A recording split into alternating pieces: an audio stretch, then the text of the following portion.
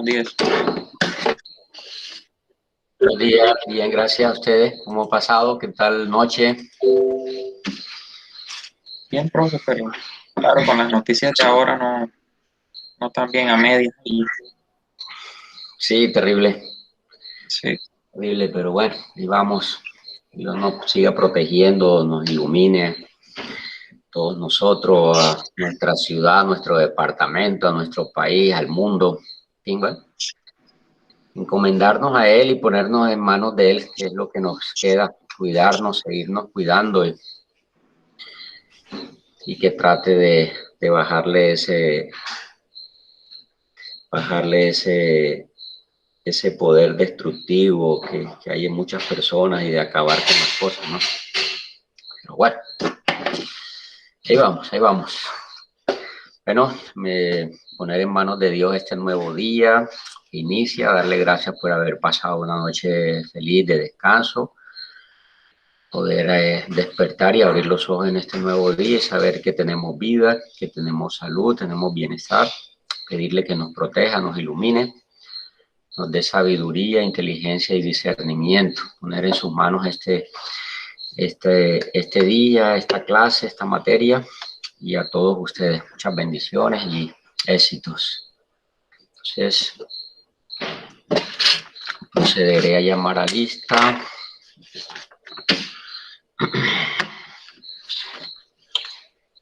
Álvarez Balbuena Aide Alejandra.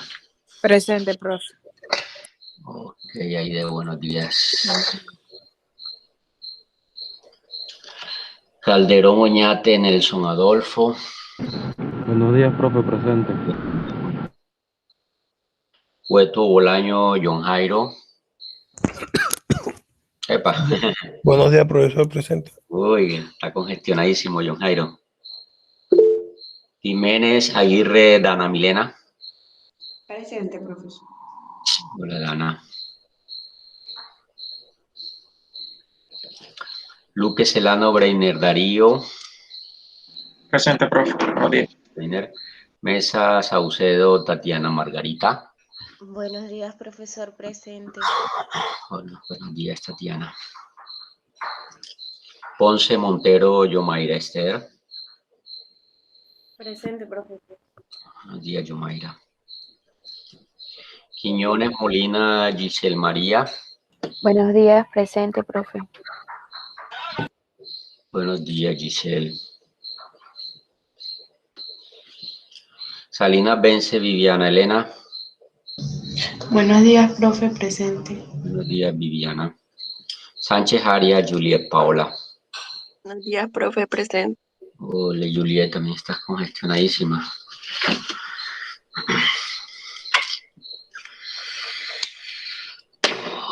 Bueno, muy bien, entonces vamos a iniciar nuestro examen el día de hoy.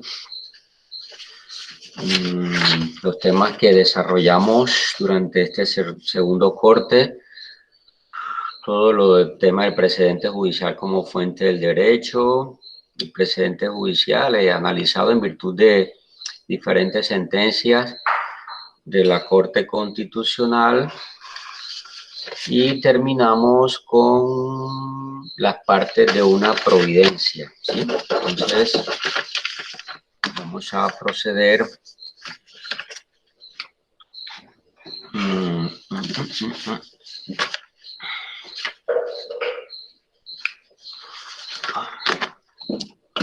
A ver, vamos a ilustrar los temas. Para ilustrar los temas, vamos a preguntarle a Breiner que nos comente sobre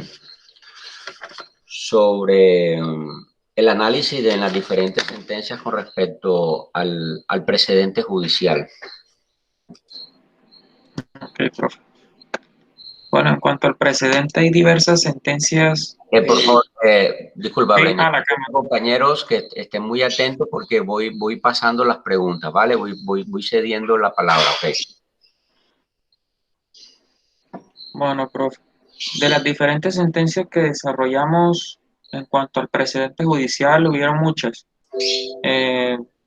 Bueno, más allá de las que tocamos, hay una que llamó la atención, y fue la T049 del 2007, que fue en virtud de ese proceso de pertenencia, de declaración de pertenencia que había llevado la accionante en ese momento ante el tribunal de Pamplona.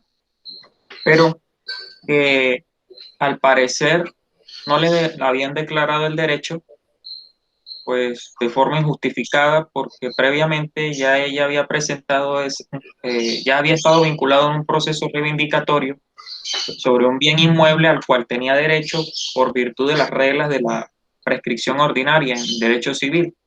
Entonces, teniendo en cuenta eso, ahí se nota de que el mismo tribunal ya había tenido una decisión favorable para la señora, pero cuando llega otro proceso diferente que tiene también una relación, entonces falla de forma distinta, más desfavorablemente a ella. Cambian radicalmente el precedente y no se respeta entonces en ese aspecto. Después, cuando se habla de que no procede entonces cuando ella quiere interponer la acción de tutela para que se revise evidentemente esa sentencia que le es desfavorable, entonces se menciona el mismo tribunal de que no procede, y efectivamente contra sentencias de ese tipo sí procede. Ya se había al menos pronunciado la Corte Constitucional frente a eso, y de que entonces eso corresponde a un precedente de obligatorio cumplimiento para las demás instancias. Eso al menos dentro de ese aspecto, ya que notamos que hay un cambio de precedente, pero también hay que respetarlo. Bueno, Em, Breiner, vamos a escuchar a Aide sobre esa temática, ese cambio de precedente ahí en ese análisis de esa sentencia. Aide. Sí, profe, aquí estoy. ¿En la Sí. sentencia que está diciendo Breiner o cuál? Porque, Sí, o sí, sea, en esa. en la misma de Breiner. Sí, sí, por favor. ¿De cuál fue que te hablaste, Breiner? Que no te... Que tienen que estar atentos, por favor, tienen que estar atentos a lo que está conversando el compañero y lo que yo estoy preguntando, porque voy a ir concediendo palabras. es la idea, es la T049 del 2007, ¿ya? Que era el proceso ese reivindicatorio que quería llevar la señora Rocío Amelie. O si quieres, Aide nos comenta sobre otras de las sentencias que te haya Sí, llamado la atención. sí, profe, Vale, tranquila, no te preocupes. porque en las diapositivas que nos envió la compañera, la sentencia esa no está, o sea, la de Breiner pues no estaba, y sinceramente no la... Bueno, de una de las sentencias que a mí me llamó la atención fue la sentencia C-104 de 1993, y es que más que todo, o sea, cuando uno analizaba esta sentencia, llegaba a una conclusión, y es que en esta la Corte Suprema sostuvo dos posturas. Si es posible, disculpa, si es posible, encienden la cámara, sí, por favor. No me estoy viendo, profe, yo la aprendí. No. Espera un momentico. Ok.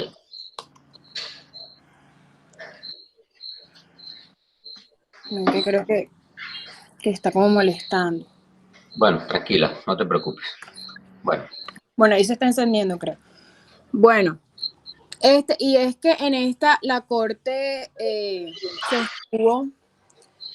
sostuvo lo que fueron dos posturas, como ya lo decía, y es que la primera fue que esta consistía en afirmar que la ratio decidendi de la sentencia de constitucionalidad se consideraban presente judicial, por así decirlo, de carácter obligatorio, en cierto modo. Y la segunda era que este era el único precedente, por así decirlo, aplicable, o sea, que se podría aplicar en Colombia. En tanto, la jurisprudencia de los demás tribunales y jueces solo podrían jugar, por así decirlo, un papel auxiliar o secundario, entre comillas, que creo que eso usted lo explicaba. Además de esto, también decía que aunque se advertía que no tenía, pues, por así decirlo, el análisis como tal vigencia en nuestro ordenamiento, debía estudiarse también la postura que estaba vigente y que fue la que le abrió las puertas al precedente judicial en Colombia. Y esta decía que acá, entre la jurisprudencia de la Corte Constitucional y el resto de jurisprudencia de los demás jueces y tribunales que se encontraban en el Consejo de Estado en ese momento, existían algunas semejanzas y diferencias. Entonces, estas consistían más que todo en un pronunciamiento jurisprudencial como tal. Y mencionaba que estas diferencias estaban más que todo basadas en el hecho de que mientras la jurisprudencia de los jueces y tribunales no constituían un precedente obligatorio, por así decirlo, tenían solamente un carácter meramente auxiliar. Entonces ese fue un análisis que yo pude sacar de esa sentencia y fue por eso que me llamó la atención por las dos posturas que acá se presentaban, profe. Ok, muy bien. Juliet, coméntanos entonces cuál de esas sentencias te llamó más la atención y por qué, y con respecto al tema del precedente, y nos las comentas. Bueno, profe, a mí la sentencia que más me llamó la atención de todo este tema del precedente judicial en Colombia fue la C836 La cámara, por del favor. 2001. La cámara, por favor. Ya va, profe.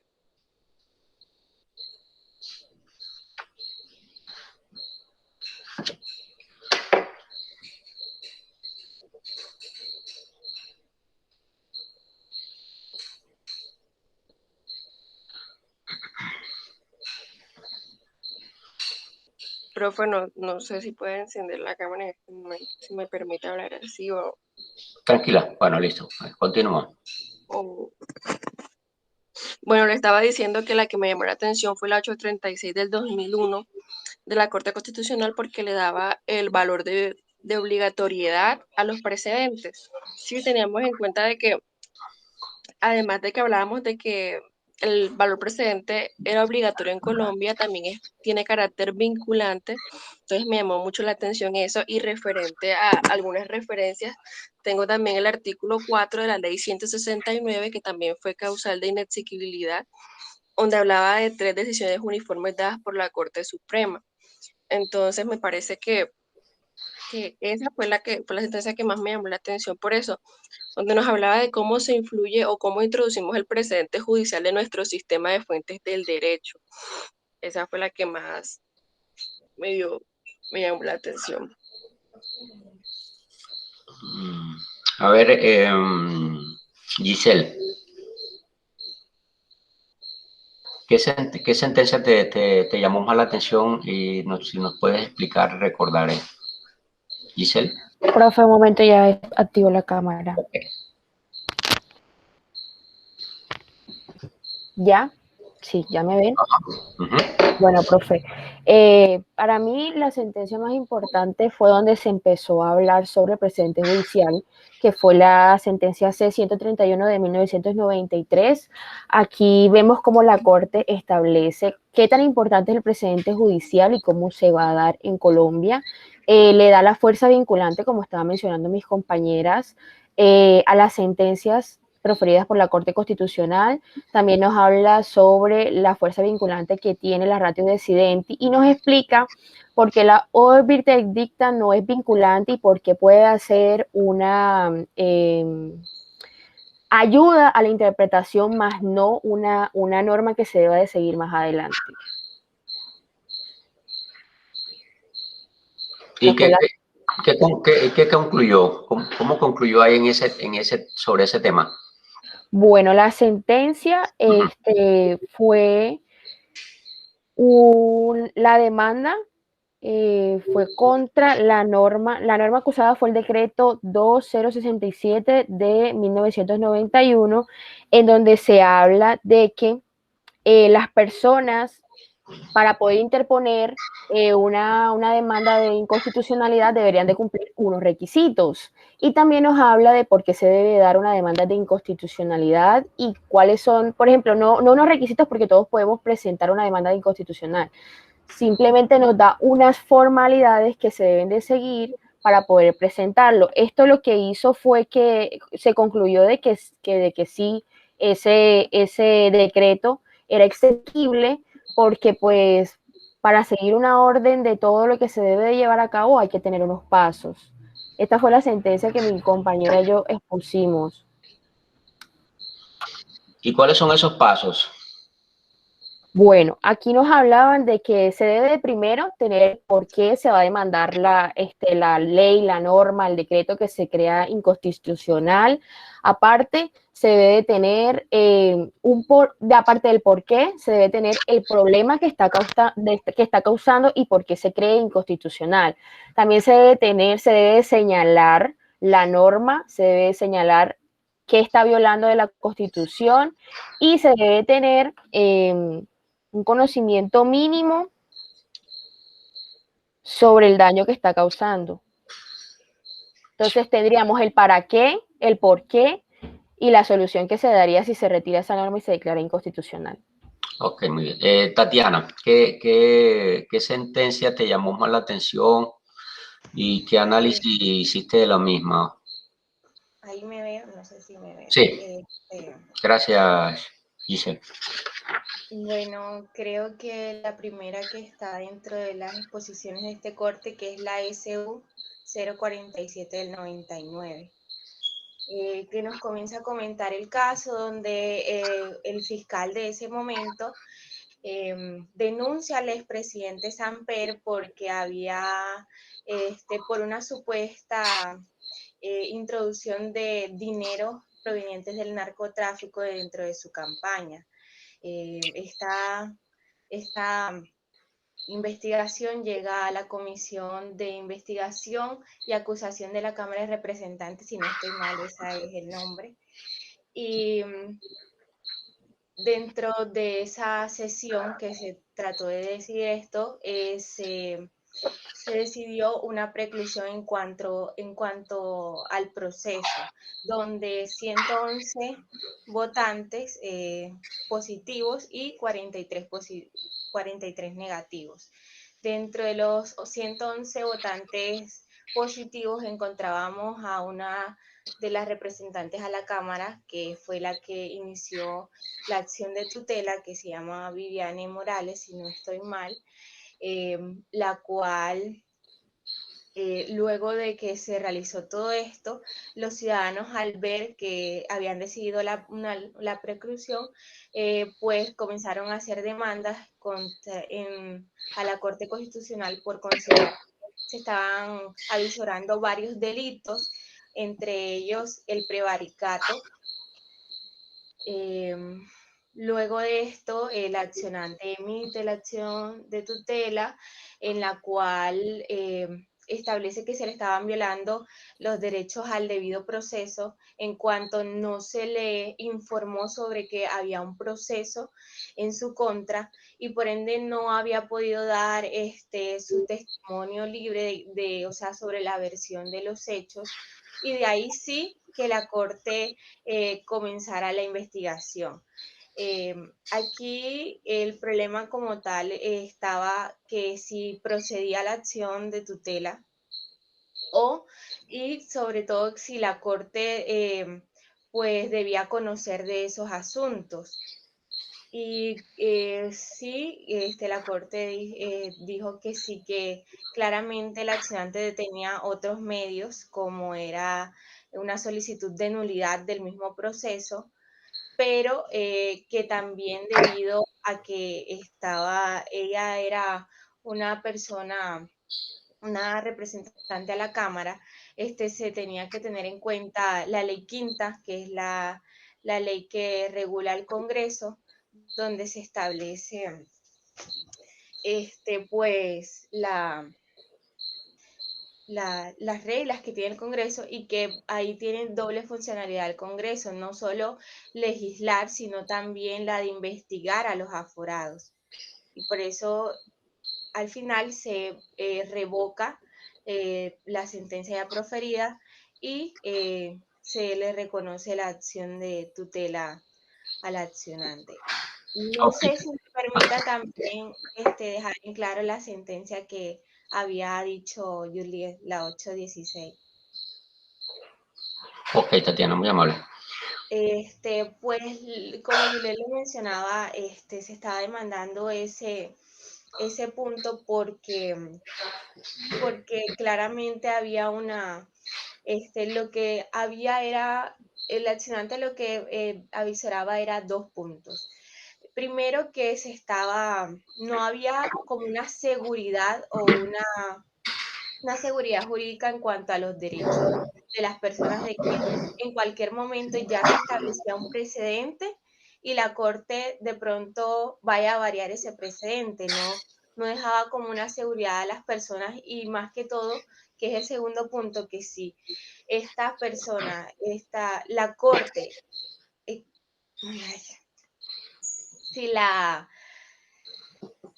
si la Corte estaba sujeta a la supremacía a la Constitución, al variar como su decisión, había una inconstitucionalidad ahí. ¿Y qué era lo que pasaba?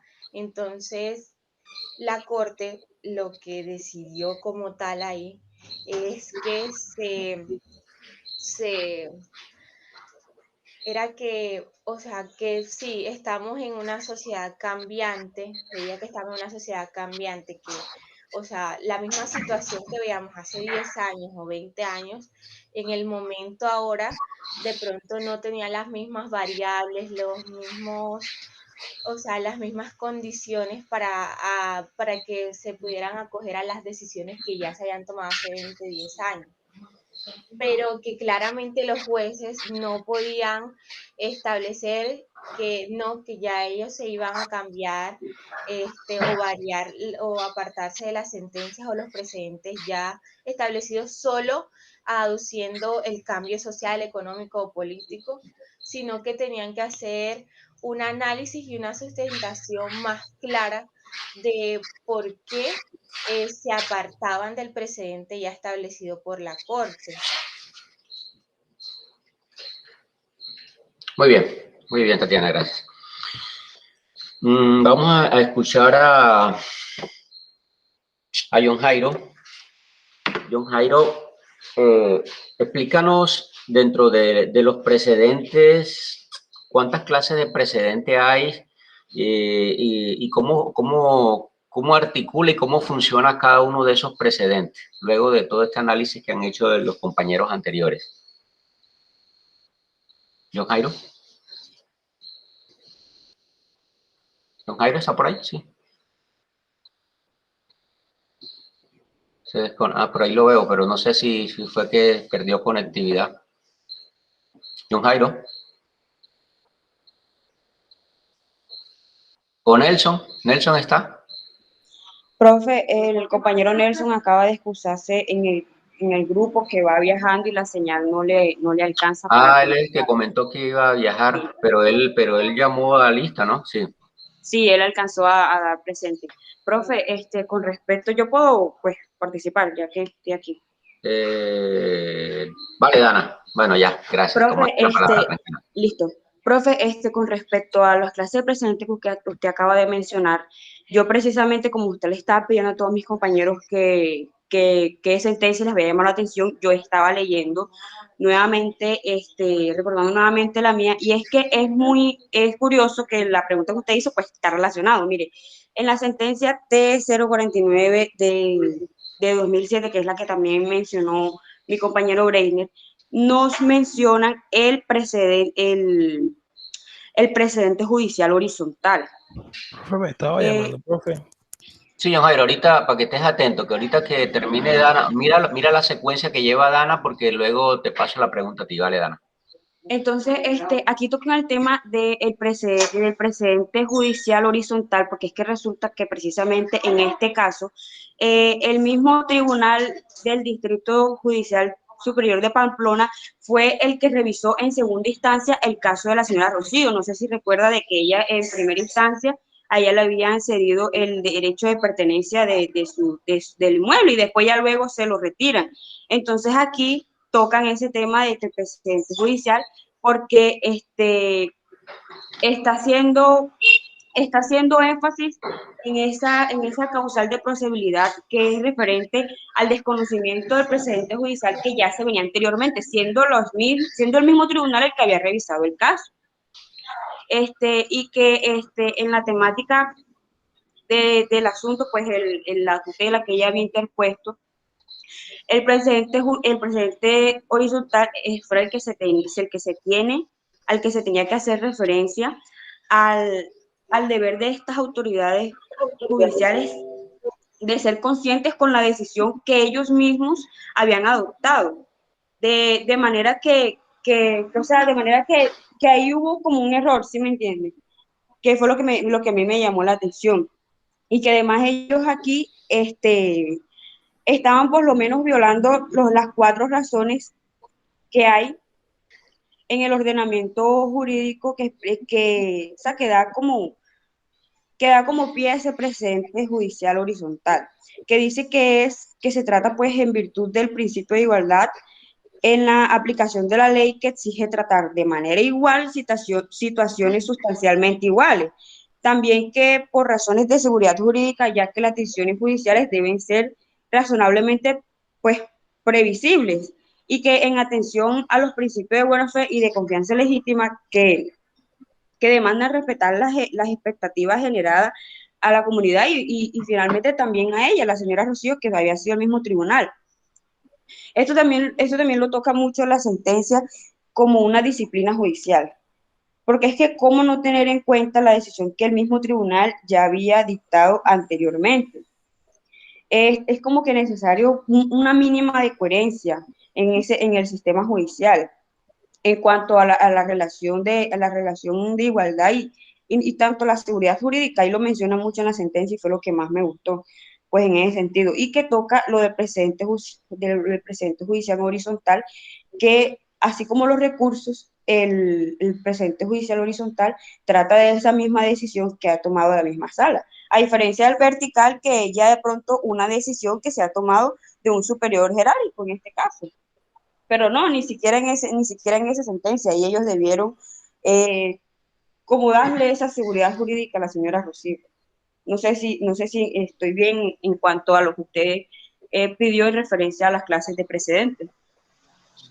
Sí. Dana, ¿y cuáles son las partes de una providencia? Bueno, por la parte Dana. de la providencia.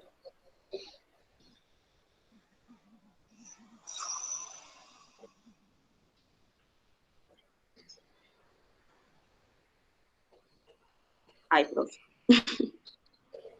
Ay, ¿qué pasó? Tan fácil. Sí. Bueno, A ver, profe, las partes o elementos de una providencia, ya sean el encabezado, el asunto, el número de orden de la providencia.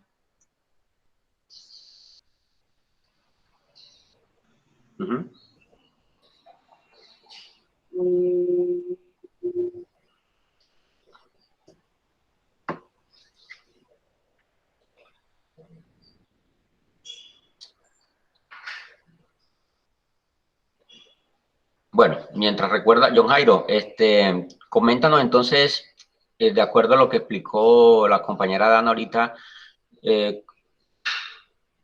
Profe, el compañero John Jairo no se encuentra en la sala. Se salió, pero ahorita estaba.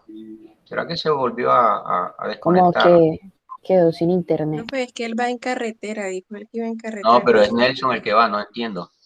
Sí, Nelson. Por eso estoy preguntándole a John Jairo. John Jairo tiene como mala conexión, profe. Entonces vamos a preguntarle a Viviana, ¿cuáles son las partes de una sentencia, Viviana, de una providencia, mejor dicho, en general? Bueno, profe, las partes de una providencia, pues primeramente encontramos la parte de la identificación. Donde, ¿Qué se encuentra allí? Donde se incluye el nombre del magistrado ponente, de la corporación que le emite, por supuesto, la fecha. En ocasiones se determina la temática que va a abordar la misma sentencia. También encontramos la parte fáctica o los antecedentes de la misma. Allí que pues en esta parte se designa como más que todo el origen de dicha sentencia, la causa por la cual la corporación, dicha corporación pues se ocupa de la misma. O sea, no es exclusivamente de los hechos. O sea, no abarca exclusivamente los hechos. ¿Qué más abarca? Además de los hechos, los antecedentes. Bueno, profe, en caso de una sentencia de constitucionalidad, puede abarcar la norma demandada y el porqué el por qué se requiere el estudio de dicha norma demandada. Encontramos también la parte emotiva. Esta parte se divide asimismo en lo que es el obiter dicta y la ratio decidendi. Es curioso porque ambos son argumentos, con la diferencia de que el obiter dicta pues constituye argumentos complementarios para dicha sentencia y la ratio decidendi comprende más que todo argumentos fundamentales. Ahí radica la diferencia entre el uno y el otro. Porque el obiter dicta constituye argumentos complementarios. Bueno, que entre otras cosas sirven como criterio auxiliar de interpretación a la misma. Es como... ¿Tienes problema con la cámara? No. Sí, profe. Okay. Qué pena con usted si estoy teniendo problemas con la cámara porque estoy desde el computador. Listo. Le decía que el obiter dicta constituye, más que todo son argumentos complementarios que actúan como criterio auxiliar en la interpretación, porque son esa reflexión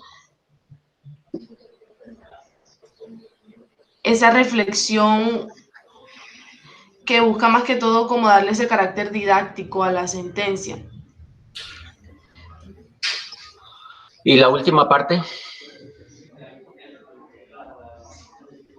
La última parte, pues, profe, la parte resolutiva, que es donde se define el asunto, donde se da solución a la sentencia.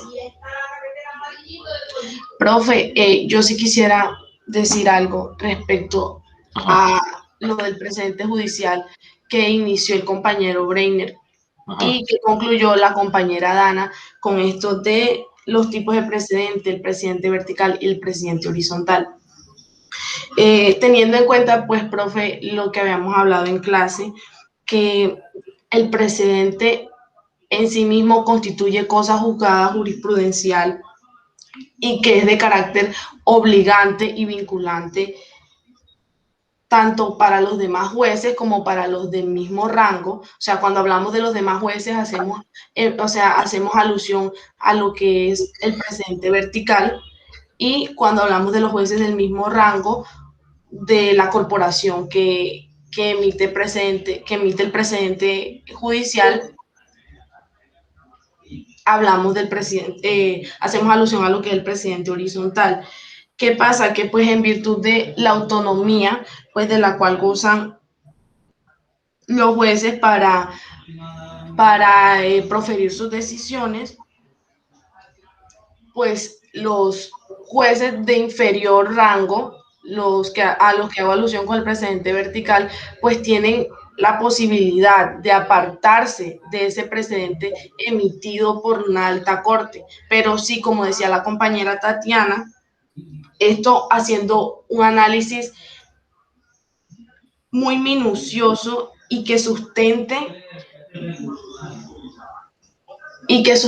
de tal manera la situación que lo lleva a apartarse. Esto no puede tomarse a la ligera, por así decirlo. Y es aquí donde, pues, teniendo en cuenta que existe un precedente vertical, la misma corte incluso que emite el precedente horizontal puede apartarse de su mismo precedente. Pero esto también tiene razones, esto no, lo que le permite a esa alta corte apartar de su mismo precedente pueden ser cambios de conductas o comportamiento, tienen que ser razones de carácter social o por diferentes situaciones fácticas y materiales que se presenten. Mayra, coméntanos sobre la parte de antecedentes de la conformación de una providencia. ¿Cómo está estructurada esos antecedentes? ¿Qué lo conforman? ¿Yomaira está? Sí. ¿Yomaira? Sí, sí. Ah, bien, sí.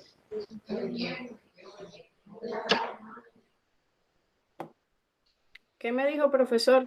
Que tengo internet. Que nos expliques dentro de la estructuración de una providencia, hay una parte que se denomina antecedentes, que la conforma y explícanos sobre ello.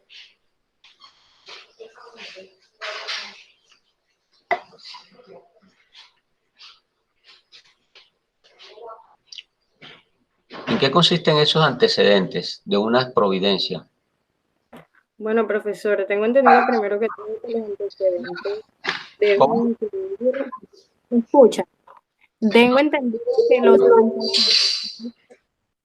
los antecedentes deben incluir, o sea, los resultados de los, ay, perdón, profe, perdón.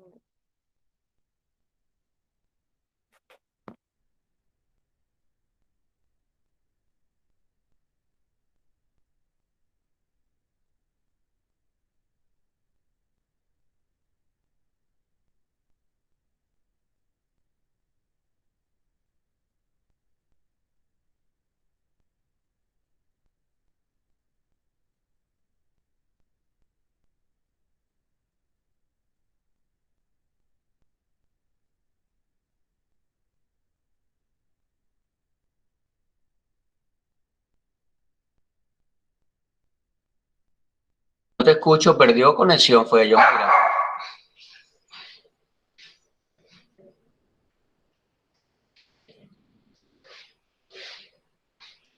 Parece que perdió conexión, profe. Sí. Profe, ella dijo que esperara que como que están, no sé, el micrófono molestando, algo así. Ya. Y John Jairo nada, no se pudo conectar, sería.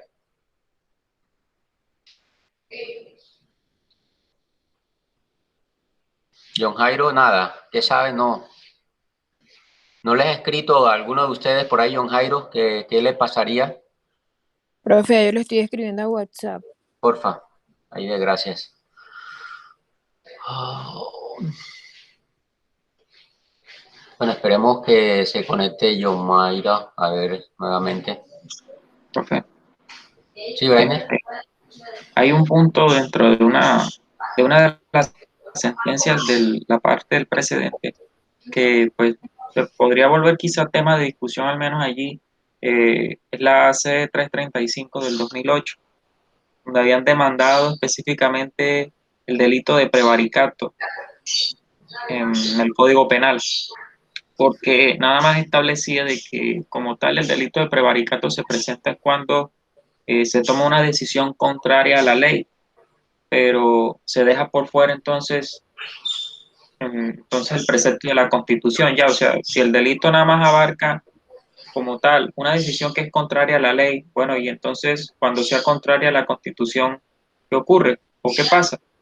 Ahí la Corte hace un análisis y hace como una especie de conexidad, porque es que cuando hablamos de ley, la ley no solamente es las normas estrictamente que emanan del Congreso, sino que tienen una concepción muy amplia y abarcan también un respeto hacia ciertos aspectos, ¿no? Si nosotros vemos la Constitución tiene una característica de ser una ley, pero es una ley suprema, más allá de todas las demás que existen. Entonces, por ende, si decimos eso, e incluso por control, toda ley que existe en Colombia siempre tiene que estar preceptuada o encaminada o condicionada o respetando el espíritu de la Constitución. Nunca va a salirse de ella porque si no la van a declarar inexequible. Entonces, dentro de ese aspecto, cuando se habla de ley, entiéndase también la Constitución, ¿ya? al menos dentro de ese aspecto. Si se comete el delito de prevaricato, por ende también se estaría violentando la Constitución. Pero el punto es, ya teniendo en cuenta eso, ¿será posible que se ejerza prevaricato contra decisiones que ya están enmarcadas en un precedente judicial? Es decir, que ya están montadas por la misma corporación. Entonces, ahí dependería el caso, ¿no? Dependería el caso, la complejidad del mismo, si se está violentando, se está prevaricando sobre normas que efectivamente pues, son de carácter muy preciso, ya que reconocen un derecho, o si son normas que esencialmente son muy abstractas y que están abiertas a la interpretación. Entonces, si son normas que siempre son de carácter muy preciso, que ya hay un precedente montado, que hay diferentes sentencias que hablan de ese tema, entonces, evidentemente, es más probable que una persona vaya a prevaricar si no respeta esos precedentes. Pero si la norma, esencialmente, o el tema de discusión es muy abstracto, es decir, muy poco se conoce, o incluso ya el contexto social de ahora ha cambiado tanto, entonces es posible que no se presente tanto el prevaricato en un juez de inferior instancia, porque bien ya sabemos que él puede cambiarlo, pero el problema es que la argumentación para él va a ser muy estricta, ¿ya? Y desmontar un precedente como tal no es cosa fácil. Eso tiene que agarrarse de normas internacionales, doctrina, derecho comparado, para poder entonces lograrlo, ¿ya? Solamente ese aporte ahí, No, frente a eso. importante tu aporte, Breiner, porque es que recordemos que la Constitución del 91, en su artículo 230, hace alusión a que los jueces están sometidos al imperio de la ley, ¿sí? Al imperio de la ley. Pero recordemos que nosotros, cuando analizamos en clases anteriores, en temas anteriores sobre la Constitución del 86, recordábamos que la ley en vigencia de esa Constitución del 86, bueno, vamos a hablar mientras se conecta Yomaira, porque es la única compañera que está pendiente, o John Jairo, ¿sí? Por favor, si se logra comunicar con ellos, o si alguien que sepa que ya esté conectado a algo, pues para poderle hacer el examen, ¿sí? Mientras tanto, profe, ¿sí? Yomaira dijo en el grupo que le diera 3 minutos, que como que estaba reiniciando el computador. Ok, apenas, por favor, internet. apenas se conecte para... Bueno, pues. Entonces, la Constitución del 86 le daba prioridad, o eran para la Constitución, en la Constitución del 86 era más importante la ley sobre la Constitución. O sea, siempre hubo ese realce y esa importancia de la ley sobre la Constitución. La Constitución quedó como un poco rezagada ante la ley en la Constitución del 86. Por eso se habla que la Constitución del 86 se dio dentro de un Estado de derecho, ¿sí? Donde la importancia la tenía más la ley que la misma Constitución. Contrario sensu, la Constitución del 91, que ya pasa a ser una Constitución dentro de un Estado social de derecho, ya se involucran, se introducen, se agregan dentro de la Constitución normas constitucionales que tienen que ver con la regulación y garantía de derechos y libertades fundamentales de la persona, y le da importancia y preponderancia a aspectos sociales como la educación, como la salud, agua potable, saneamiento básico, cultura, recreación, deporte, etcétera.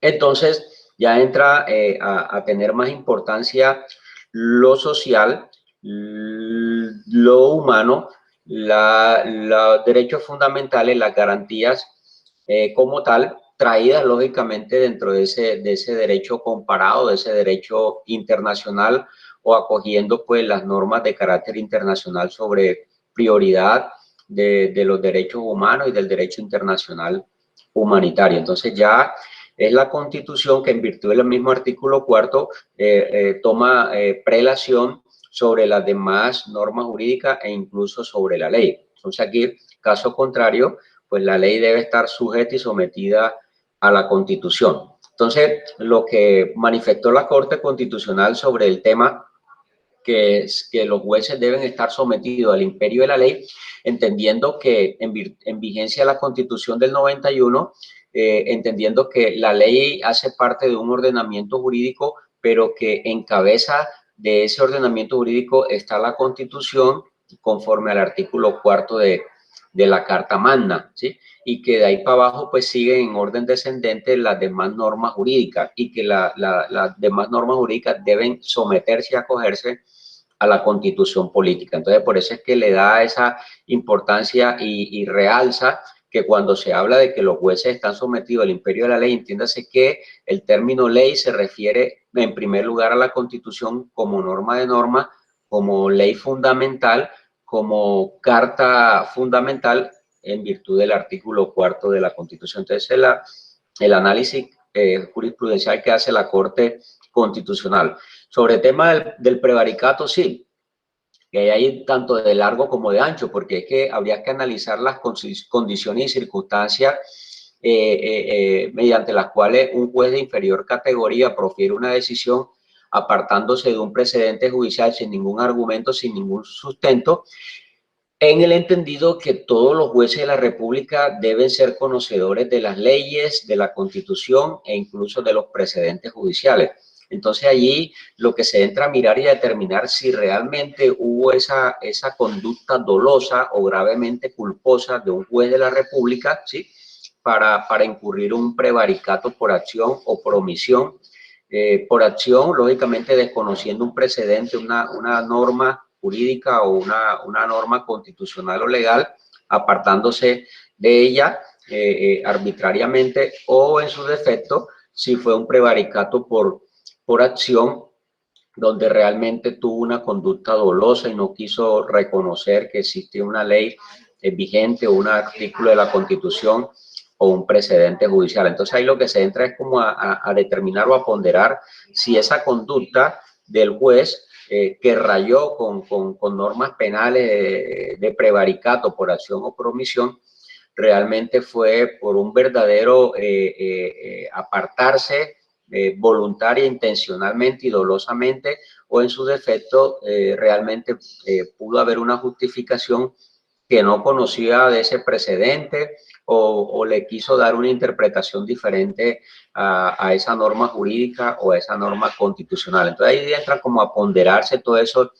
esos factores y mirar si realmente esa conducta fue verdaderamente intencional o dolosa, o realmente el juez no percató que existía pues ya un precedente sobre el particular.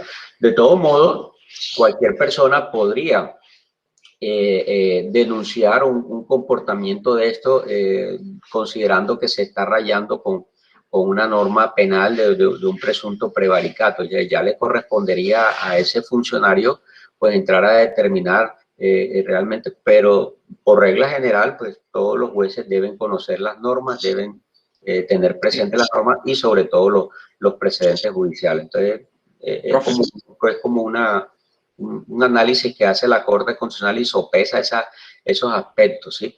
Que si verdaderamente y realmente quiso apartarse de un precedente judicial, pues lógicamente tiene unas condiciones, unas características para hacerlo, que es una argumentación, como tú lo explicaste, toda esa serie de argumentaciones, sustentaciones basadas en principios, en normas, en reglas e incluso el derecho comparado. Sí.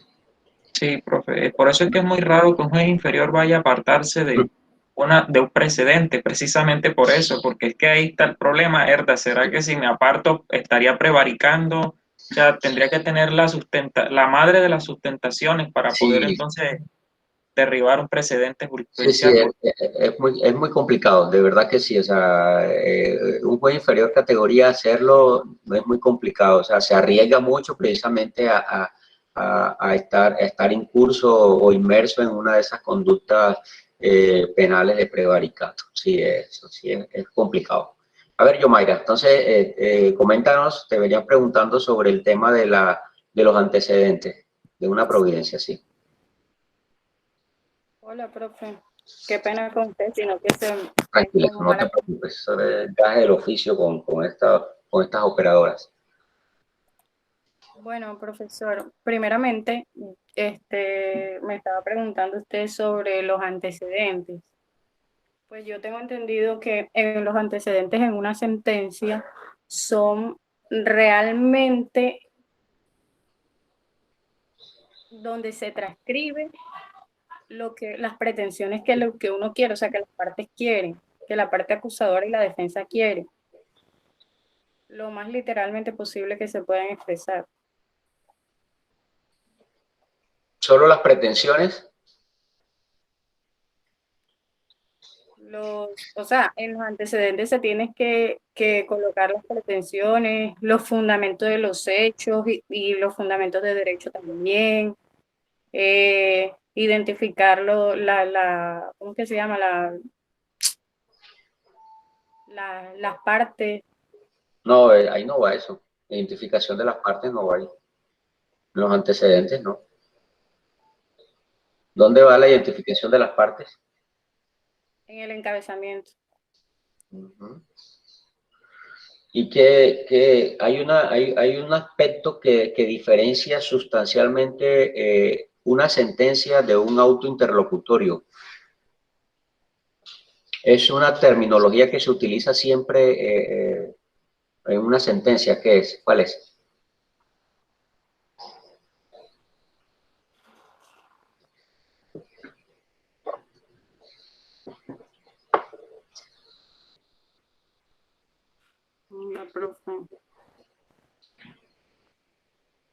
Una palabra.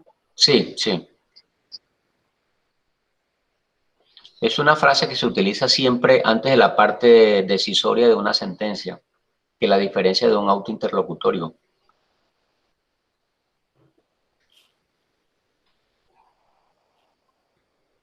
No sé, profe. No sabes. A ver, ¿quién recuerda diferente a Breiner? O a Tatiana, que tocaron, que fueron los que hablaron de ese tema. Diferente a ellos dos. ¿Quién recuerda?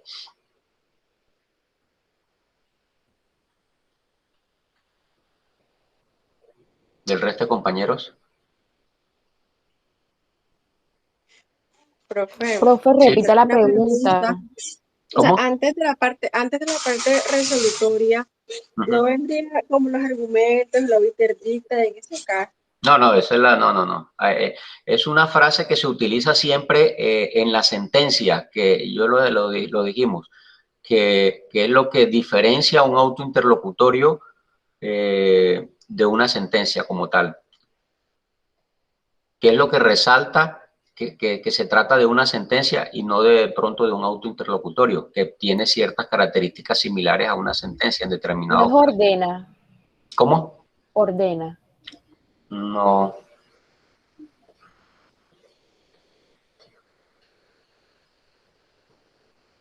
Resuelve, profe, ¿no? No, nada. Tatiana, ¿recuerda? Debe recordarlo, porque lo explicó. Tatiana, ¿cierto? ¿Está por ahí?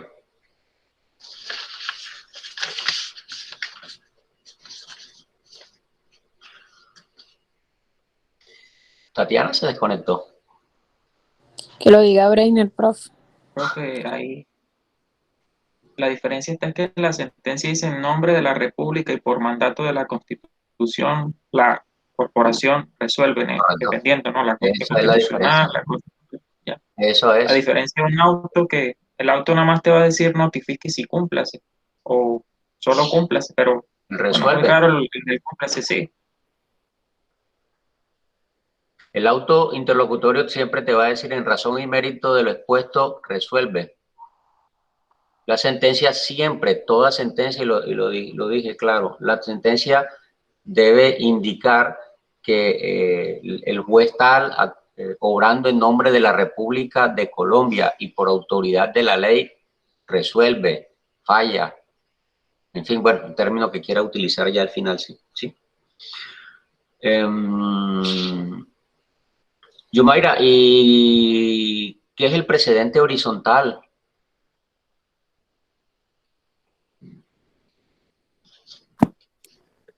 señor.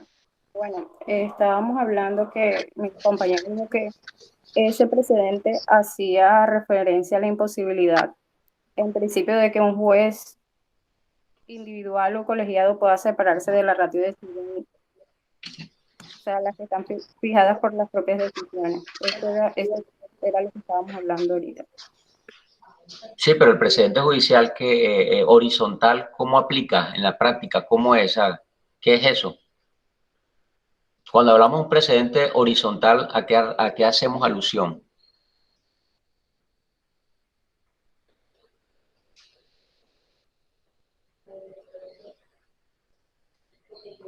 A eso, profe, a separarse de la ratio decidendi. No. A separarse de la... No. A ver, ¿quién quiere responder diferente a Breiner, por favor?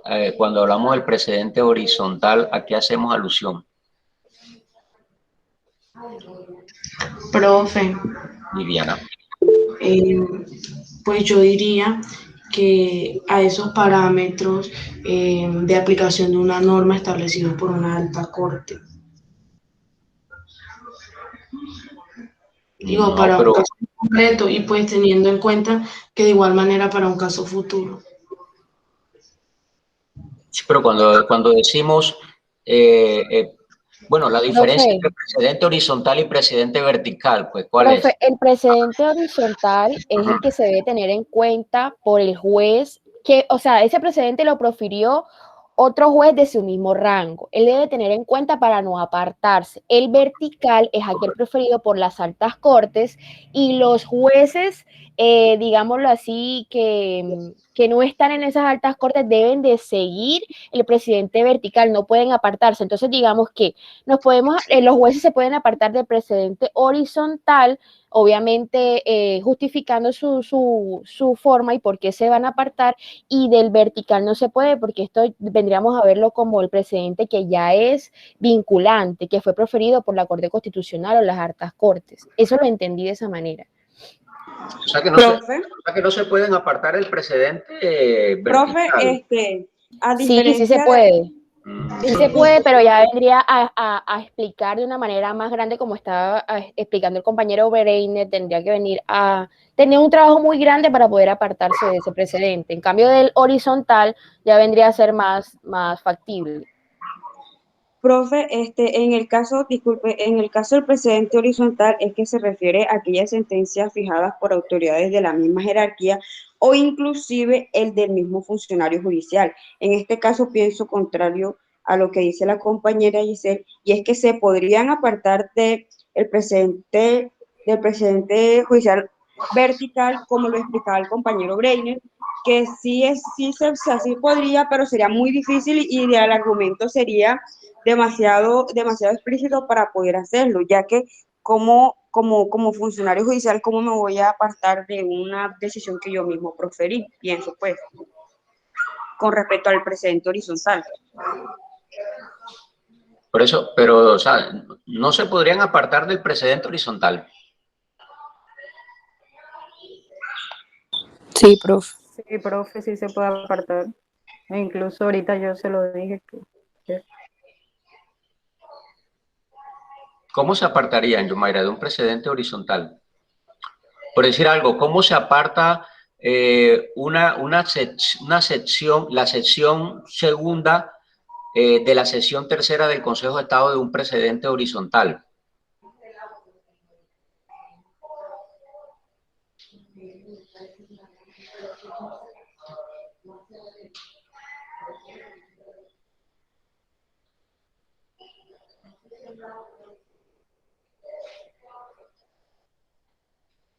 ¿Sí? ¿Yomaira se desconectó otra vez? Profe. No, señor, sino que no le entiendo la pregunta. Que cómo se aparta del precedente horizontal, cómo se aparta una autoridad del mismo nivel con respecto al precedente de otra autoridad del mismo nivel.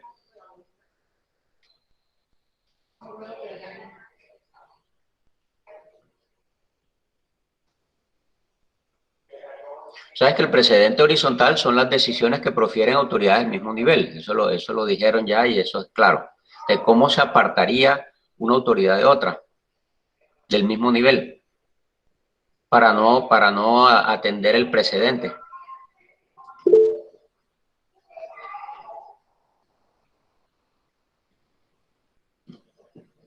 A ver, Giselle creo que iba a comentar, o no sé si Viviana algo, vi que una de ellas encendió. Profe, se debe justificar. Sí, Giselle, claro. ¿Se debe qué? Justificar el por qué se aparta de ese precedente y la común justificación o razón por la cual se aparta deben de ser de convivencia. ¿Debe ser? De convivencia.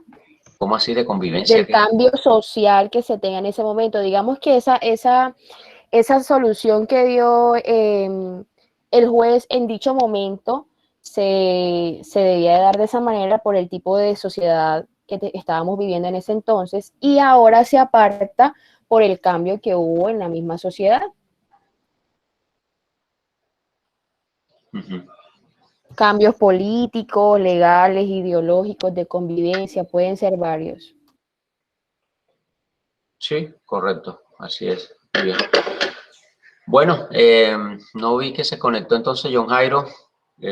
Por favor, le comentan que trate de comunicarse conmigo para que haga el examen en lo que resta de esta semana. Y lo mismo a Nelson. Que por favor, no sé, John Jairo realmente nunca pudo escribir qué le pasó a John Jairo, Juliet, o quién sabe. Profe, yo le escribí por ahí por el grupo, pero no respondió, no sé si fue que se quedó sin internet o qué. Bueno, quedaron pendientes solo Nelson y John Jairo, entonces por favor, si saben, le comentan, le dicen que me escriban o me llamen, ya sea que escriban al WhatsApp del grupo o me llamen para ponernos de acuerdo, ¿vale? Para que hagan el examen, porque si no, les pongo como que no se presentaron y quedará pues la nota ahí, pues quedarán sin nota. Muy bien, entonces culminamos entonces ya nuestro segundo corte, gracias a Dios. Nos preparamos entonces a partir de la próxima clase para el tercero y último corte, Dios mediante. Continuamos con el ciclo de desarrollo de análisis de... vamos a ver, tema del precedente en la jurisdicción de lo contencioso, ¿cierto? Tenemos varias sentencias de unificación que fueron distribuidas, ¿cierto? Ya, entonces, iniciamos con privación injusta. ¿Quiénes tienen privación injusta? Yo, profe. Juliet. Tengo privación injusta, sí, señor. Juliet y Aide, me imagino, sí. Sí, profe. Ah, bueno, listo. Entonces, ya creo que les di la sentencia, creo que les envié una última, fue una nueva posición por vía de tutela del Consejo de Estado, para que analicemos. A ver, ¿qué queremos analizar? Por favor, mire, de esta sentencia, lo que nos interesa en la parte considerativa, de acuerdo a lo que explicamos en la parte de la sentencia, de las obiterditas, nos interesa aquí un poco, como son sentencias de unificación, nos interesa un poco mirar los obiterditas, es decir, las diferentes posiciones que ha tenido el Consejo de Estado sobre ese tema. En el caso de privación injusta, dentro del medio de control de reparación directa, privación injusta, analizar en esas sentencias cada una de las posiciones o cambios, ¿sí?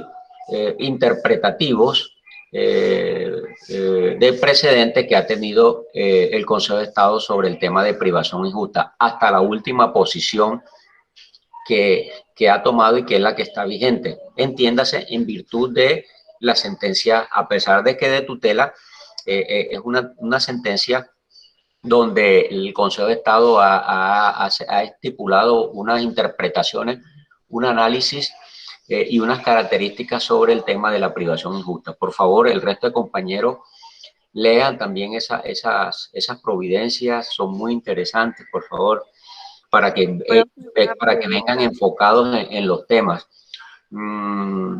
Hoy pude observar que no leyeron mucho la sentencia, a pesar de que recalqué sobre ello. Sé que eran bastantes, pero pienso que con las explicaciones que dieron los compañeros en sus intervenciones, pues podíamos recordar las mismas. Entonces, y ojo con ese tema de las partes de la providencia, por favor, o sea, traten de repasar eso, que eso es importante. Ustedes ya están próximos a ser abogados y tienen que saber cómo se estructura una providencia, cómo está conformada, porque es importante, sobre todo aquellos que tengan la oportunidad de hacer su consultorio o su judicatura en un juzgado, en un tribunal, pues sepan cómo está estructurada formalmente una providencia judicial, no solo una sentencia, sino una providencia judicial en general. ¿Qué iba a decir, Juliet? Como a mi compañera y a mí nos tocó lo de la privación injusta de la libertad, le preguntaba que, como usted dice que quiere que hablemos de los obiter dicta y de esos argumentos que ellos tienen frente a la posición de privación injusta de la libertad, quería preguntarle si era necesario que nosotros de cada sentencia relatáramos desmenuzadamente el caso o que simplemente dijéramos los argumentos que ellos tuvieron frente a esa posición. Sí, Juliet, es importante esa pregunta y para el resto de compañeros que les toca analizar a ellos. No nos metamos tanto en los hechos como tal. Miremos, o sea, hagamos algo muy sucinto, algo muy resumido como para enfocarnos en el tema y saber de qué trataba, pero muy resumido. O sea, vamos a adentrarnos mucho en la parte considerativa, aunque en la parte de las consideraciones ellos también prácticamente entran nuevamente que a narrar ya muy brevemente esa parte de los hechos. No nos interesa que el nombre de la persona, ni que, o sea, no, vamos a concentrarnos y aprovechar al máximo ese análisis que hizo el Consejo de Estado sobre las diferentes posiciones en cuanto a la privación injusta, ¿sí? Allí lo importante analizar es, recordemos que cuando se habla del término de privación injusta, se habla del tema de que una persona estuvo privada de la libertad. Por eso se llama privación injusta, si fue justa o no la privación de esa libertad por el tiempo que duró privada de la libertad. ¿Sí? Entonces, ese es el enfoque de esa sentencia de unificación sobre el tema de privación injusta. ¿Sí? Cualquier duda, por favor, me lo comenta, me llama, me escribe, o sea, sobre cuando estén analizando ya la sentencia como tal. ¿Oye? Juliet y Aide, ¿sí? Sí, creo que Aide. Sí, profe. El resto de compañeros, de igual manera, en cada análisis de su sentencia es eso, o sea, específicamente eso. El Consejo de Estado ha asumido diferentes posiciones en cada una de esas sentencias. Entonces, mirar cuáles han sido esas posiciones del Consejo de Estado sobre ese tema específico, sobre el tema del IBL, sobre el tema del contrato realidad, sobre el tema electoral, sobre el tema... bueno, no recuerdo el otro tema de...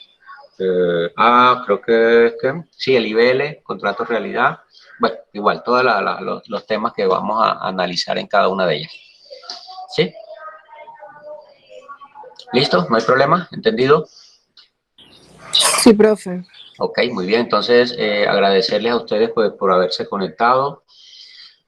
Nos vemos entonces el próximo martes, Dios mediante, para iniciar ya nuestro tercer corte dentro del programa. Quiero preguntarles, no me he dado cuenta de algo, que veo varios mensajes allí. ¿Ocurrió algo específicamente con algún joven de aquí de Valledupar? Sí, profe. ¿Sí? ¿Qué pasó? No fui Han pasado enterado. muchas cosas. ¿Cómo?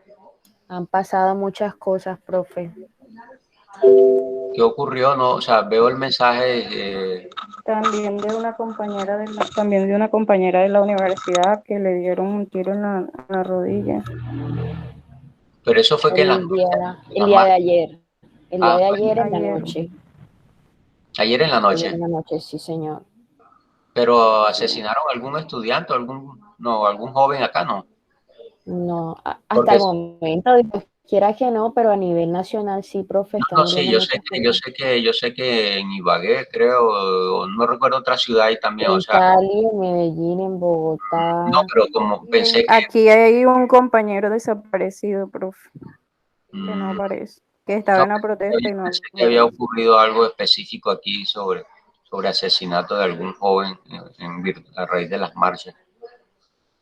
bueno, igualmente, pues Dios nos siga protegiendo, nos siga cuidando en medio de todas estas dificultades que estamos viviendo en el país. A más de ello, pues arropado de esta pandemia que nos tiene pues también muy asustados, muy preocupados, muy estresados, en fin, ok, pedirle a Dios, nos toca aferrarnos a Él, que es el único que puede ayudarnos y protegernos. Entonces, muchas bendiciones para todos, que pasen un resto de día muy feliz, desearles muchos éxitos en el resto de exámenes durante esta semana, que les vaya muy bien en sus exámenes del segundo corte, ¿vale? Entonces nos vemos el próximo lunes. Bendiciones para todos. Profe. Gracias, profe. Igual para usted. Ok. Gracias, profe, igualmente.